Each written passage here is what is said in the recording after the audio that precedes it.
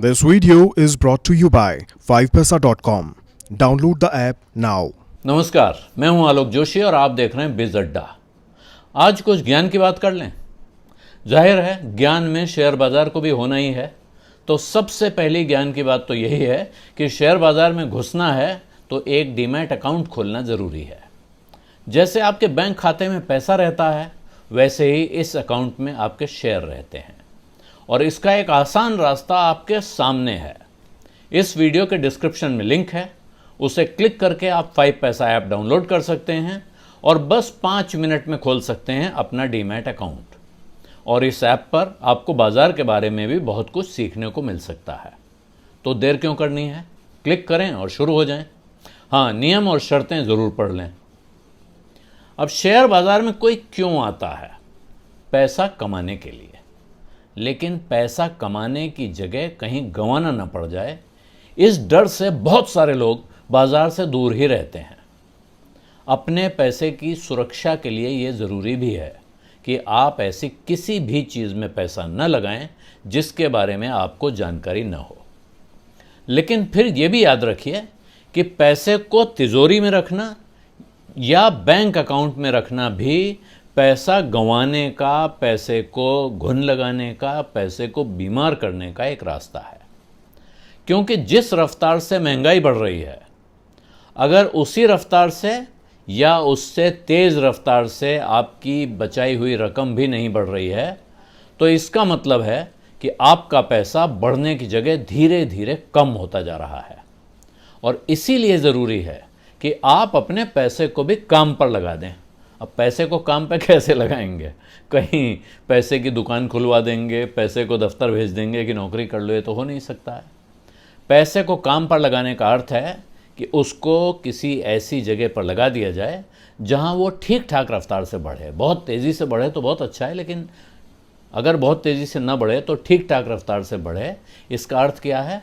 इसका अर्थ है कि बैंक डिपॉजिट में जितना इंटरेस्ट आपको मिलता है या महंगाई जिस रफ्तार से बढ़ रही है उसके मुकाबले तेज़ रफ्तार से आपका पैसा बढ़े तो माना जाएगा कि वो ठीक ठाक रफ्तार से बढ़ रहा है।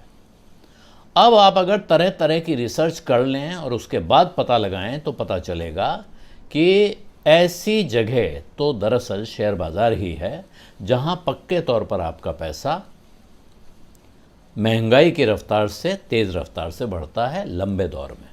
ऐसा नहीं हो सकता है कि आज लगाया और अगले महीने सोचें कि अपने को सबसे तेज़ रफ्तार से रिटर्न मिले। हो सकता है अगले महीने वो गिरा हुआ दिखे। इसलिए ये शॉर्ट टर्म की बात नहीं हो रही है, लंबे टाइम की बात हो रही है, 5 साल से ऊपर, 5 साल, 10 साल, 15 साल, 20 साल। और अब एक बार आपने तय कर लिया कि शेयर बाज़ार में पैसा लगाएंगे, तो अब आपको क्या तय करना है? अब आपको ये तय करना है कि आप सीधे शेयर खरीदेंगे या म्यूचुअल फंड में जाएंगे या कोई इंडेक्स फंड खरीदेंगे। तो जो लोग पहली बार बाजार में आ रहे हैं उनके लिए सीधे शेयर खरीदना बहुत अच्छा भी साबित हो सकता है और बहुत ख़राब भी। लेकिन सबसे पहले तो आपको ये फैसला करना है कि आप जो पैसा लगा रहे हैं वो पैसा और उसके ऊपर बढ़ के मिलने वाला पैसा आपको कब कब चाहिए और कितना चाहिए। और इसके लिए सबसे अच्छा रास्ता ये है कि आप एक भरोसेमंद फाइनेंशियल एडवाइज़र के पास जाएं, बिल्कुल वैसे ही जैसे बीमारी के इलाज के लिए आप एक अच्छे डॉक्टर के पास जाते हैं।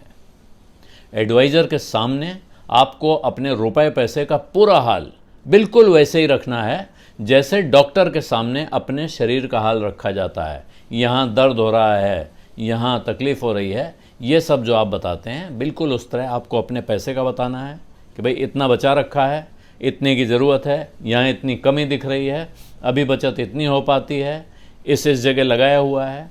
तो ये सब जब आप उनके पास पूरा अपना हिसाब रख देंगे तो वहीं से आपको ये नुस्खा मिलेगा। जब आप उनके सवालों के सब जवाब दे डालेंगे तो फिर आप उनसे कहिए भाई अब एक नुस्खा बना के दीजिए। डॉक्टर साहब पर्चा देते हैं तो नुस्खा बनाइए कि कैसे आप अपने पैसे को बीमार होने से बचा सकते हैं और उसे तेज़ रफ्तार से दौड़ने लायक बना सकते हैं। तो यहीं से आपको सलाह मिलेगी कि आपको शेयर बाज़ार में सीधे जाना भी चाहिए या नहीं, या फिर आपको म्यूचुअल फंड में भी इक्विटी फंड लेने चाहिए या उनसे कम पैसा देने वाले, रिटर्न कम देने वाले डेट फंड में जाना चाहिए, या दोनों में तालमेल रखने वाले बैलेंस फंड में जाना चाहिए, या फिर हालात के हिसाब से बदलने वाले फंड होते हैं, डायनामिक फंड या बैलेंस एडवांटेज फंड जैसे, इनके बारे में सोचना चाहिए। तो यही एक रास्ता है जिससे आप अपने पैसे की सेहत और अपने मन की शांति दोनों सुनिश्चित कर सकते हैं। एक अच्छा एडवाइज़र ढूंढिए, उससे सलाह लीजिए और उस सलाह पर चलिए। बिज़ अड्डा में आज इतना ही। अब इजाज़त दीजिए। बिज़ अड्डा आपको कैसा लग रहा है बताना मत भूलिए, कमेंट बॉक्स में लिखिए। कुछ और देखना सुनना चाहते हैं तो वो भी लिखिए। कोशिश की जाएगी कि आपकी इच्छा पूरी हो। धन्यवाद। नमस्कार।